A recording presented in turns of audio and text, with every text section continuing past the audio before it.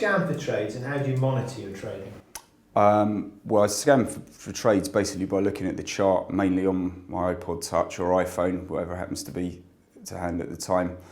And then I'll take the trade once I get the signal and I monitor it just on and off throughout the day, mainly on the mobile device, but sometimes on the computer if I happen to be on the computer. I find the computer is just, for some reason it's better, it looks better because it's just a bigger screen and you get it's more visual representation of what's going on.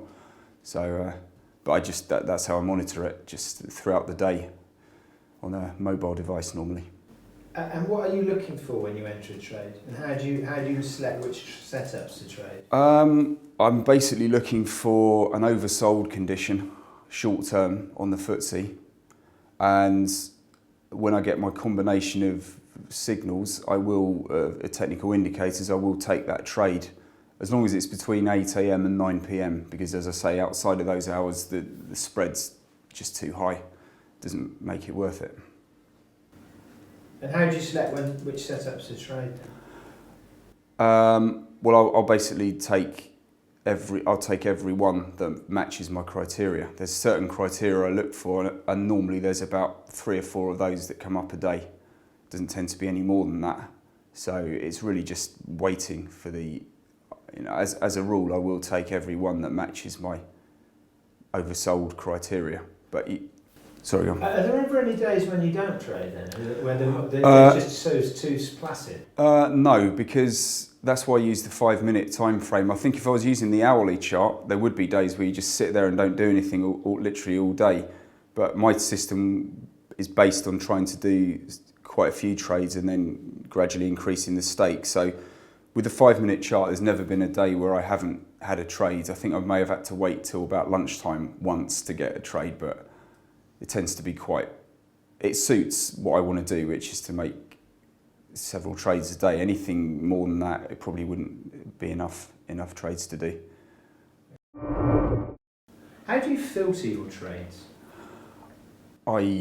They have to be, I only trade the FTSE 100, so that's the one market I trade. It has to be between 8 AM and 9 PM, otherwise the spread's too big. I look at the 5-minute time frame, and then I have to have both my technical indicators that I use coinciding at exactly the same time. So that normally gives about 3 to 4 signals a day, if that. And it has to meet all those criteria. And again, I don't short the FTSE as well, so it has to be a long signal rather than a short. Okay. And what about determining trade targets? I just have a set target for all my trades, which is it's a certain amount of points I go for. And that's the target I have for each of my trades. It's a set points target that I go for. What is that? Which is 10 points, which is achievable, because my strategy is based on making 10-point win and then compounding the stake, and that's how I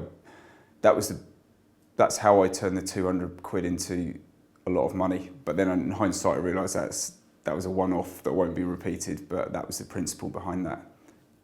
Go for 10 points, increase the stake by a fixed percentage, get another 10 points, and just keep repeating that process. And with the power of compounding, the £2 stake soon became like a £30 stake, but basically the stake was too big for the size of the account in hindsight. But it's one of those things you learn through doing it. How do you exit? What about exiting a trade? Yeah. Exiting a trade, again, I just go for 10 points, and then that's it. I close the trade automatically. I set my limit order for 10 points above where I got in. And then it closes automatically once it hits that limit order. Okay. What about stop placement? Well, that is a very good question. I like to have quite a wide stop, because I find that when I started off trying to day trade the FTSE, I kept getting stopped out all the time.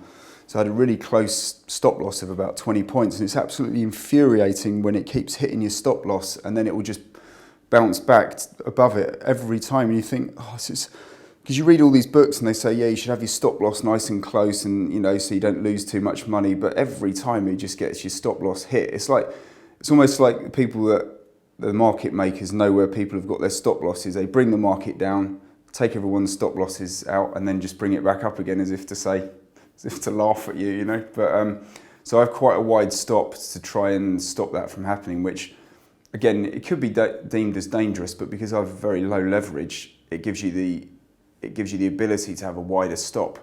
You know, if you're leveraged, if you've got a very big position size relative to your stake, then relative to your capital, then you do have to have quite a close stop loss. But then you're inviting the market to take money from you, really. So I like to have quite a wide stop loss to give me, because the market invariably will go down, hit where the stop losses are, and then tends to bounce back up again.